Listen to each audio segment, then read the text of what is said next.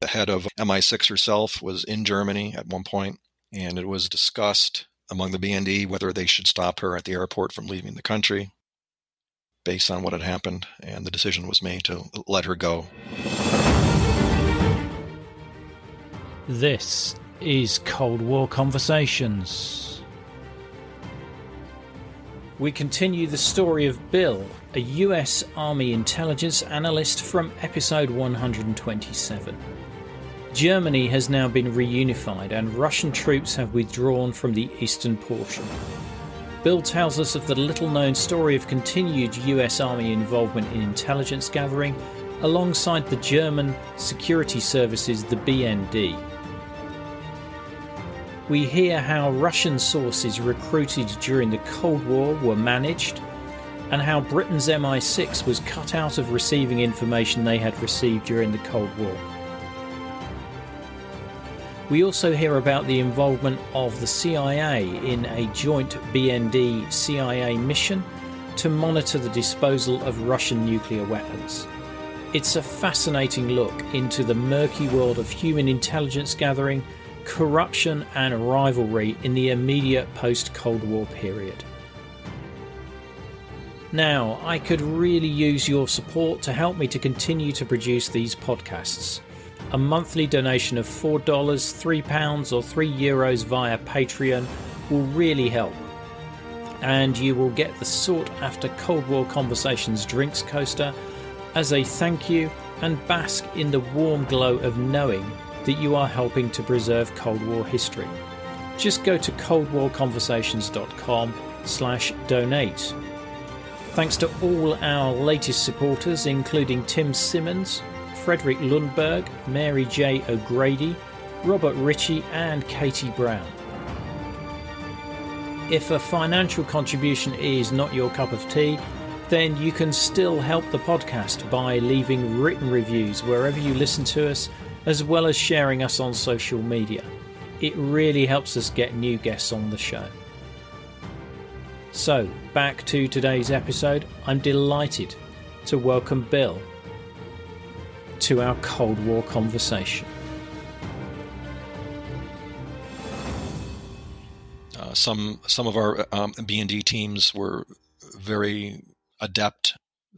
So they would employ some of the traditional human intelligence methods of starting a relationship with a source, meeting them at a gast house or a restaurant or a bar, having that meeting recorded or else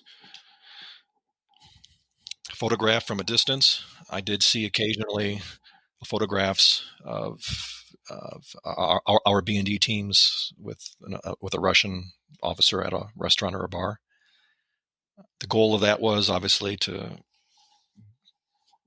bring him deeper and deeper into our net, basically. That was the long-term goal eventually. So it became more of that sort of work and less of, what sort of kit do you have for us? Yeah, and it's interesting because it makes you wonder how some of those sources that might have been recruited during that period then rose to perhaps higher levels within the Russian army in future decades. That exactly. If you bring in or deal with a Russian lieutenant or captain in 1993 or 4 in Germany, that lieutenant or captain 20 years later would be a major or a colonel somewhere else. And that major or colonel, or even later on a general, the last thing he wants is to get a knock on the door or a phone call from his old friend Fritz from Wünsdorf, Germany, saying, "Hey, General, this is your old friend Fritz. Remember me?" "No, I don't remember you." "Well, actually, I have these pictures of us having dinner at a restaurant in Wünsdorf from 1993. And remember those papers that you gave me about your unit deployment? I think that was what we were working towards at that point. Right. So long-term penetration. Yes. Once the Russian forces did leave, our unit had to move as well. We had been in Berlin. We had stayed in the building where US MLM had been. We had wanted to stay in Berlin once it was agreed that we would continue on doing this. All of us wanted to stay in Berlin. The Germans wanted to stay in Berlin, but we had to get the buy-in from both of our higher ups. For the Americans to stay, the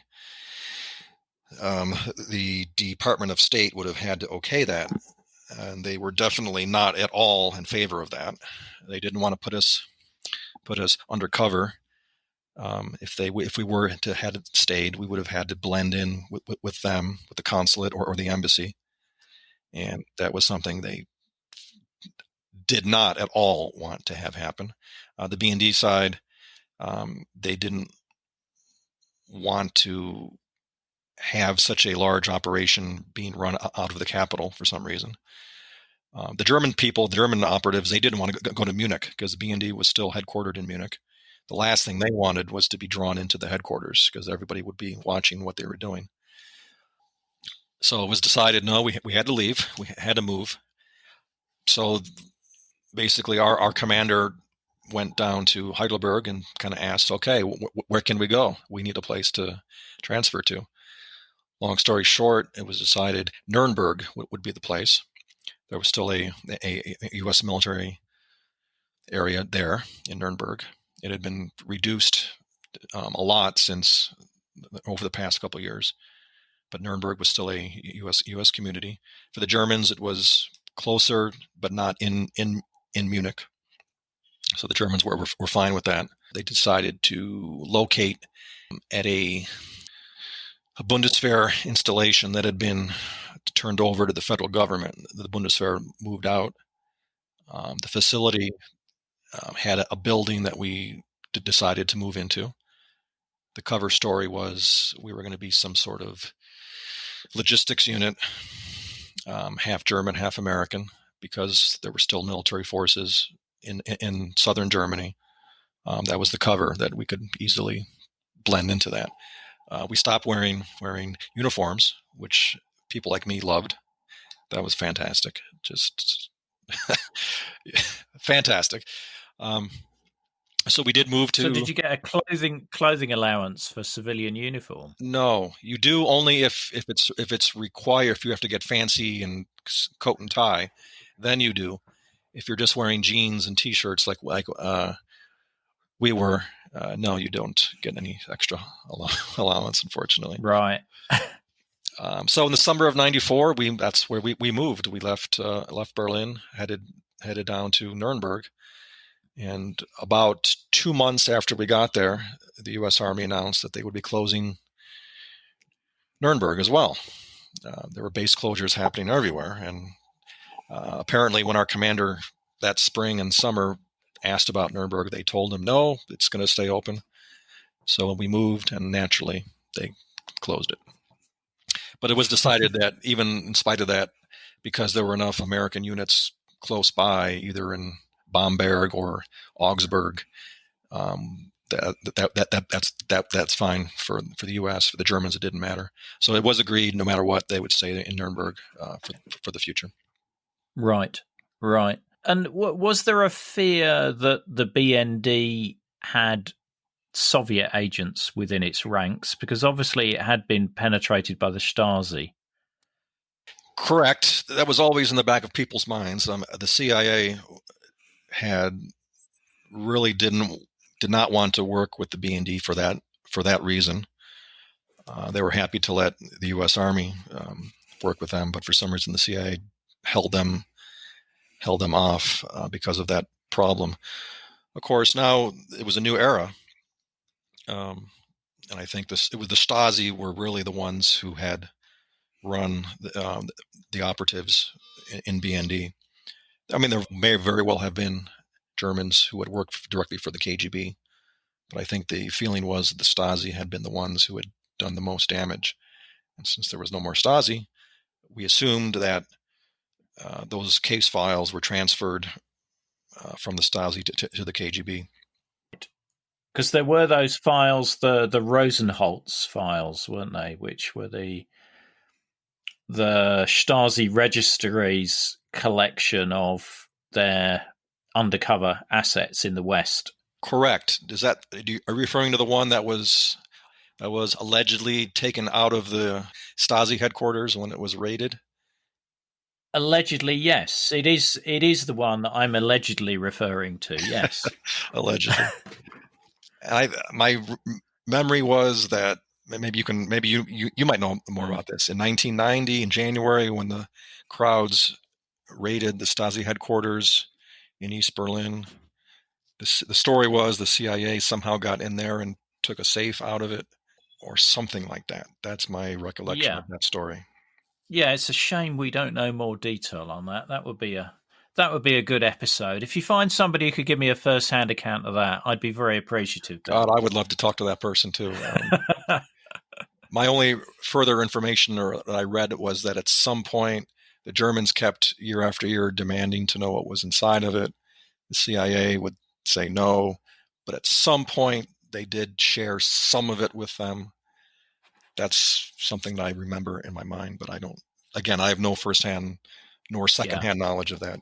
So I'm always fascinated by the possibility that there were some that were just never uncovered. Probably true. And I'm guessing that there were some very high-ranking people who it was decided to not let known that was the case. I just have to believe that. That's my theory. I can't prove it.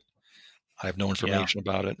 There were probably some people who were sources, and if it got out, it would cause an immense level of embarrassment. Yeah. So the American side just decided, you're exactly. Let sleeping dogs lie. Exactly. Yep. One thing that I did find interesting, that you whilst the CIA were a bit wary of the BND, they did partner on one mission in 93. Can you tell me a bit about that? Yes, we did have one time. I wasn't told exactly how and why it started, but there was a shipment of nuclear warheads from somewhere in East Germany, and the plan was to track it directly from the installation. It was going to be moved along trains up to the Baltic Sea, put on ship, and then by ship back to Russia. And why and how the CIA wanted to get involved, I don't know. I was not told. But they did come to our building one day. There was a team of 3 or 4 of them. And they looked like hippies from the 1960s, long beards, and they looked like out of Woodstock or some sort of rock festival. But they spoke excellent German, and I guess one of them spoke excellent Russian.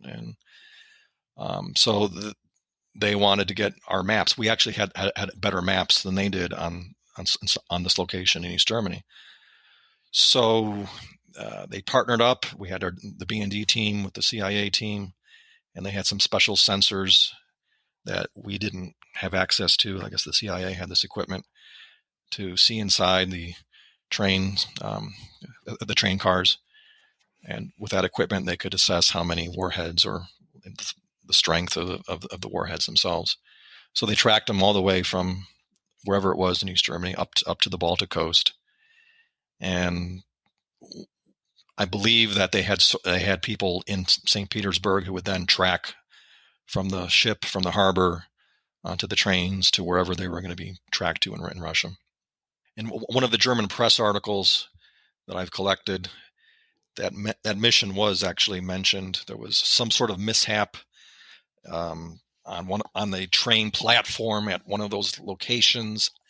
I wish I could give you more information. I don't know what the nature of the mishap was. It all went, and in the end, it all went well. But the CIA did partner on that one individual mission with the B&D and by default with us as well to actually track the movement of warheads out of East Germany. That's a great description of the CIA team. 1960s hippies, and it just they looked out of place. I mean, they were trying to be un-CIA looking like, and I guess they did, but it just looked.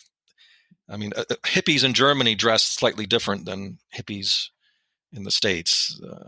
These guys, we were just like astounded that they would dress like that. But Brilliant. I think you mentioned, earlier on that the BND decided they wanted to work with the Americans rather than the British. Were the British still getting information? To be honest, the whole time that I worked there at CAD-B, when we had ended the mission, there was never once a British officer in the building or British personnel. But I was told that we were passing the reports that we produced over to the British, and we all knew that. The Germans knew it. It was fine. Apparently, when we left Berlin and moved down to Nuremberg, that relationship soured a bit, because we were now the main focus of our unit was to handle these Russian sources now who were back in Russia.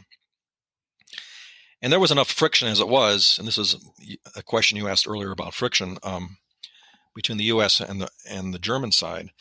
It was highly unusual to co-manage a source. Both sides had agreed to share everything, and that meant the personal information on these Russian sources, their full names, their date of birth, their hometown, place of birth, spouses, children, and then where they were going. It was unusual for one side to share everything with a different side. It was quite common. The information they provided to share that was certainly something that U.S. and the British would share with each other, or the Germans and U.S. would share with each other. But to actually share all of it, there were some people in the BND who were not happy with that.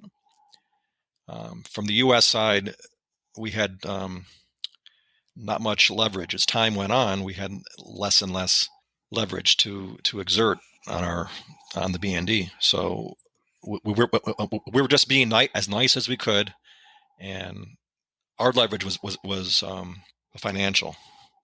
DIA was providing a lot of the money that was being funneled to these sources as payments. The BND was using some of their money, but apparently they didn't have as much money as the U.S. side did.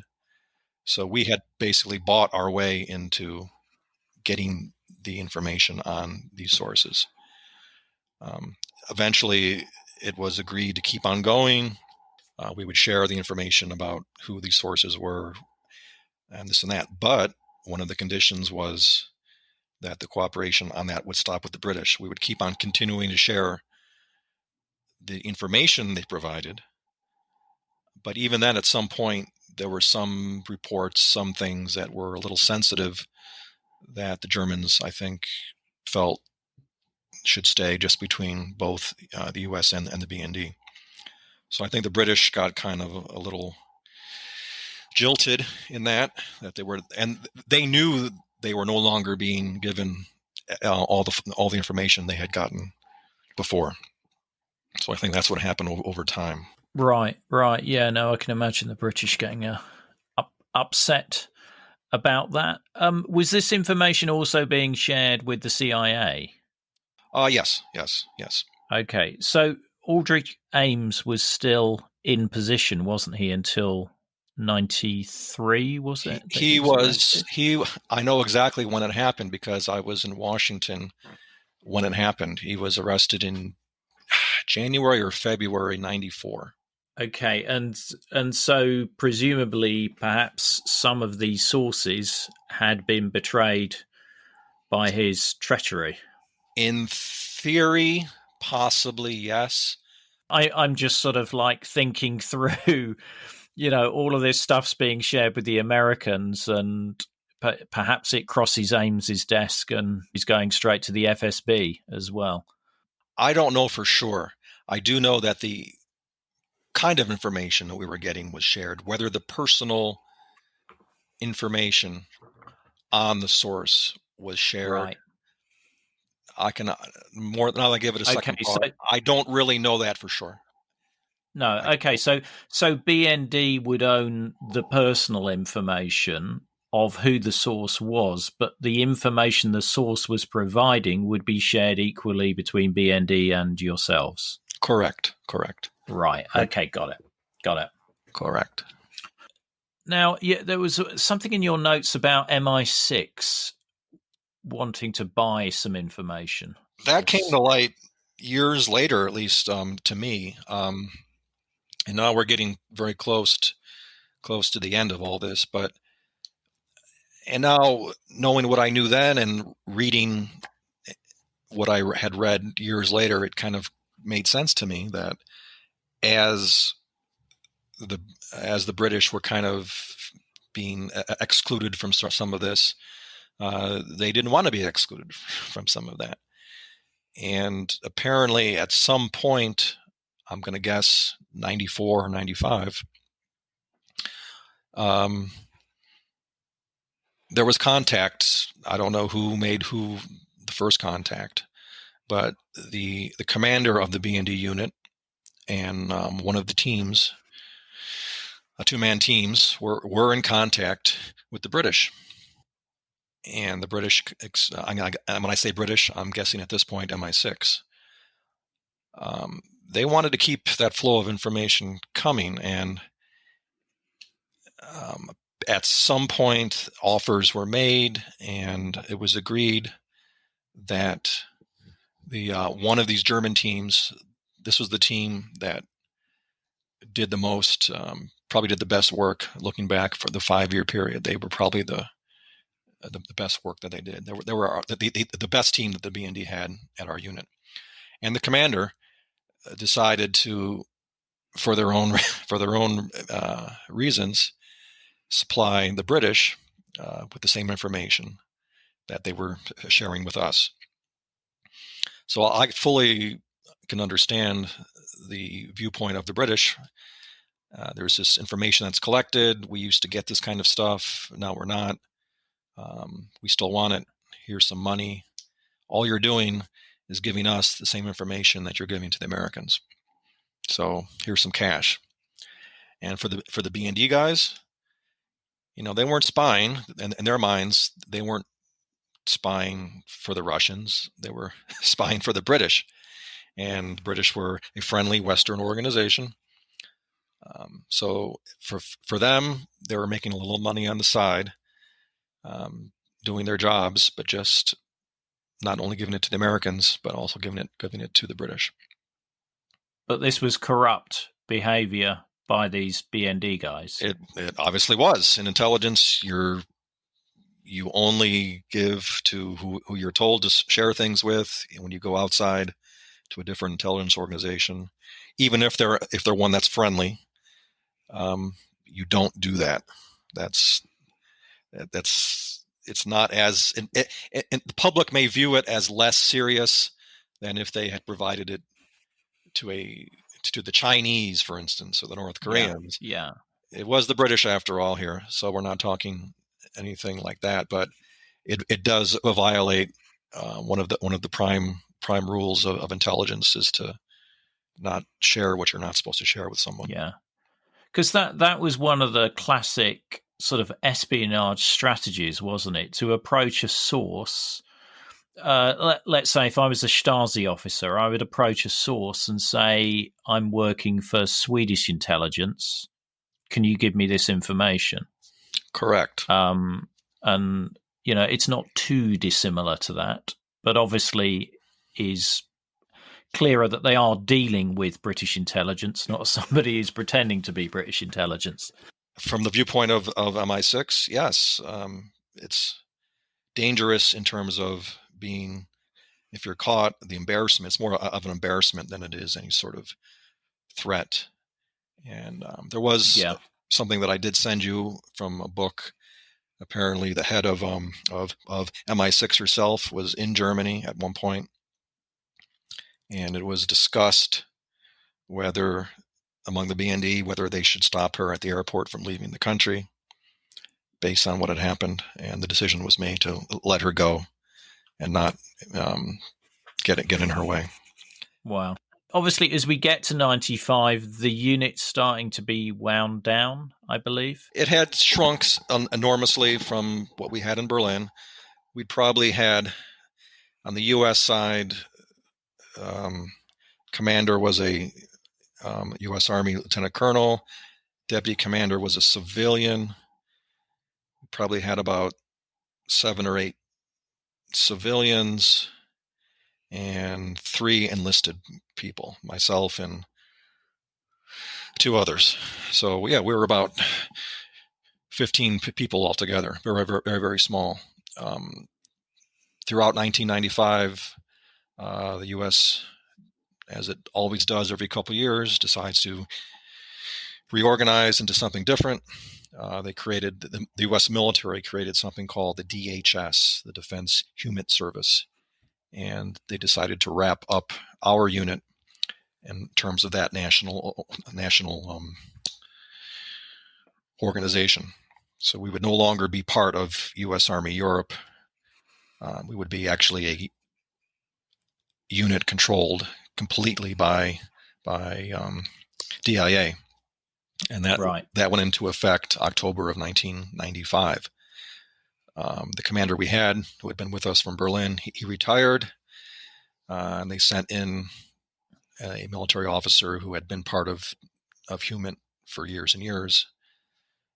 So the plan was for the U.S. side to be small, but it would be much more professional, much more human intelligence organized. Again, we had, all of us who had been with the unit, we had been bean counters, order of battle people.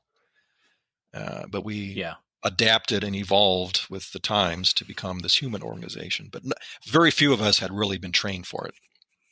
The plan was to actually bring some people in who would be able to talk much more professionally and competently with the B&D people on sources, running sources in and out of Russia. Because again, these guys were now back in Russia, so how would we keep those contacts going? How would we get information back? That would be the focus from 95 going forward. Right. And so this was the end of your T-shirt and jean wearing days in the Army. Yeah, from me and myself personally, my date of getting out was March of 96. I had decided to move on. It had been just over 10 years for me. It was time to go. Looking back, if I made the right decision, I don't know. It's a different topic, but I was ready at that point to move on and to do something different. So the unit was, for me, things were coming to an end. The unit was changing over to be fully run by DIA. There was only a position for one person, enlisted person. So the position wasn't there for me anyways, even if I had wanted to stay. So if I had stayed in, I would have had to go back to the real Army again. And I didn't want to really do that. No, I was spoiled. I was extremely spoiled during my 10 years, and I did not want to go back to the real Army. So. Yeah. No, I can understand that. But I think your last day in November 1995 was quite eventful. The day it all happened, it was ironic because my first day in the Army was November 13th, 1985, and I left the unit November 13th, 1995. It was I had got my car filled up. I would be spending my last couple months in Augsburg with the 66th Military Intelligence Brigade, just to pass some time until I was let go. So that morning, I got my car filled up, turned in my Army apartment, and went over to the unit to say my goodbyes. It was a really hard time. These are the people that I'd worked for 6 years. It was a really hard time, and went in there, said goodbye to everybody. And as I was leaving the building, to the parking lot, I noticed there were a lot of vehicles, high-end Mercedes and BMWs, and drivers, suit and tie. So I assumed there was some sort of VIP from the BND who was visiting. That did happen from time to time. They all looked at me as I walked off the building and kind of gave me strange looks, but nobody stopped me or anything. So I said, okay, it's a VIP. And I left. And I drove to my new unit, reported in, and started to that short life. About a week later, maybe 2 weeks later, they called me in that there was some problems with some paperwork from my last unit. So they needed me to fix something. So I called up there on the telephone. And basically they told me the worst thing you could ever imagine has happened. I go, what the hell do you mean? We can't talk about it on the phone. The worst thing has happened. And I'm like, I'm starting to think, okay, what happened? So I had to go back up there and talk with somebody. And at the time that it happened, I was told that morning they came to arrest. They came to arrest the commander, the German commander, the colonel, lieutenant colonel, and the other team that was there. So 3 of them were arrested. At the time, we all thought that they were double agents. We didn't know about the British connection until later. We were just told they were arrested for espionage. So you can just imagine the shock of everybody, who was there. We had worked with these guys for 5 years, had social events, parties. We were all together on the team working for one same goal. And I kind of lost at that point. I just assumed, my God. That a month or 2 later, news stories did pop up in the Spiegel, the magazine, the news magazine in Germany, about the unit. It had come out about what had happened. My memory, I don't know at what point that I learned it was the British connection or not, but at some point I did find out about it. And I guess the initial thought was, okay, they were sharing with the British. It doesn't sound so horrible, but still, they weren't supposed to be doing that. Did they also share with the Russians as well? And I think for the first several months, I didn't know that for sure. I didn't know what had happened about that. Over time and news media and talking with the people who I worked with there, it became much more clear that it really was only the British. And I think because of that, when these guys did eventually were prosecuted and they went to trial, they were punished, but not severely. It was viewed more as corruption case, as you had said, as opposed to a criminal case. Yeah. So they weren't punished severely. I don't think they did any serious prison time. In Germany, you have to really be horrible to go to prison for some reason. But these guys were fined, and of course they were thrown out of the BND and the military. That one of them was the colonel. I think he lost his commission in the Air Force. I'm not certain about that, but I think that happened. Yeah. Okay. One of the things I didn't pick up on, which you mentioned is in your notes earlier, is that you made a trip to Zossen-Wünsdorf, the headquarters of the Soviet forces in Germany, quite soon after they left it with the BND, and you said it was fun. What does that mean, Bill? Fun. Yeah, I mentioned earlier some of these bases. Once it was turned over, the B&D teams would go in and look around for documents and trash. And the Russians they didn't care. They would leave stuff. They would leave trash everywhere. And some of it was actually of value. Not anything secret or top secret, but some supply documents for a battalion, how much food, how many supplies you would need. And we could use that for an assessment or a study. Occasionally they would have us go along. Me, because I spoke German, I was able to go several times in some of these bases. And Yeah, Zossen-Wünsdorf was the headquarters for the WGF, one of the last ones to be turned over. And I was the second American to go in there after it was turned over. We just went into the headquarters building where the Russian general had been. And it was just a nice, funny feeling. Like, here I am, for the last X number of years, this was the headquarters of where it all happened. And they did leave things on the wall. There was a picture of Lenin hanging on one of the walls there in his office that I nabbed. I took with me as a souvenir. Have you still got that? I still have it. It's in storage, but I still have it. I took another one from I think where the Air Force headquarters was. I don't remember the name of the airfield. I took one from there too. But yes, I took some of these souvenirs. They left them on the walls. They didn't even bother to take them with them. Having been stationed in Heidelberg for 3.5 years in 86, I saw Campbell Barracks in Heidelberg, the headquarters of the US forces. And here I was 5 years later walking about the empty headquarters of the Russian forces.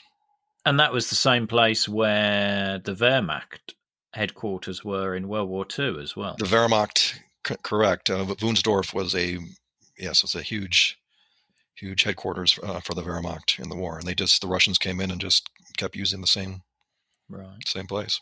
So did they gut it of all their equipment as well? Or all the kit was gone. I mean, there were no more vehicles or anything like that anywhere. Just a lot of trash and some papers that were of value. So we had people go through some of the papers that we collected, and not all of it was of value, but maybe all of a sudden there would be, maybe not in Wünsdorf, but at another base, maybe there would be a booklet about Samara, a city in Russia. All of a sudden you get a lot of books or maps about Samara. So you might know, okay, this unit here is going in that area. That sort of information you try to find. Right. It must have been really eerie, sort of wandering the corridors of. It was a huge installation. Yeah. Wünsdorf was just huge. It really was a mini city. It was just it was the biggest Russian outpost outside of Russia. And you'd see things everywhere, and you just think to yourself, wow, this is how they worked, how they lived. Just amazing to see it. Yeah. Just one thing I should say, in the back of my mind, it's something I've wanted to do is to write a book about this. It wouldn't be about myself, about what I did, because I don't think that's as interesting. But I think CAD-B and the organization after the close of the Allied missions, it really hasn't been explained very well. And many of the people that I work with, several of them had told me that I'm the one who should do it. I don't know if I really could. I don't want to write this is what I did, this is what I saw kind of book. I'd want to get information from the archives. I'd want to try to get and print that kind of material. This is more like a unit history rather than a personal history. I don't want to do a personal history. I'd rather do it right, a unit history. But there's so much involved, the time, the investment of my time. I'd want to include, the German operatives, and actually one of them who had been arrested is on Facebook, actually. And really? I'm not a Facebook friend of his. However, my boss from that time and him are Facebook friends, so I know I could reach him. Wow. I'd want to interview one of the Russians who had been arrested. The Russians did uncover a couple guys who had been our sources. I remember in the German media, they covered the trial of one of them. And is he still in prison? I don't know. Is he free? I don't know. I would love to talk to that person and include his stories and how he got involved with it. So many angles to the story that I think need to be addressed. Someone should do it. I don't know that I could do it alone. And for every story that we talked about here today, there's still so many more that have not seen the light of day that still should be told at some point. And we have further information such as videos and links in our show notes, which will show as a link in your podcast app. Now, you wouldn't be listening to this podcast without the generous support of our patrons. However, I want to especially thank our Politburo level members who are contributing a generous $30 a month to keep us on the air. They are Tony Sowards, Sam Hardwick, Nicholas Butter, Jeffrey Jones, Matthew Comstock, Frederick Esposito, and Peter Ryan. Don't forget, if you like one of those Cold War Conversations coasters and help support the show, then head over to coldwarconversations.com/donate. If you can't wait for the next episode, please visit our Facebook discussion group where listeners just like you continue the Cold War conversation. Just search for Cold War Conversations in Facebook. Thank you very much for listening. It is really appreciated. Goodbye.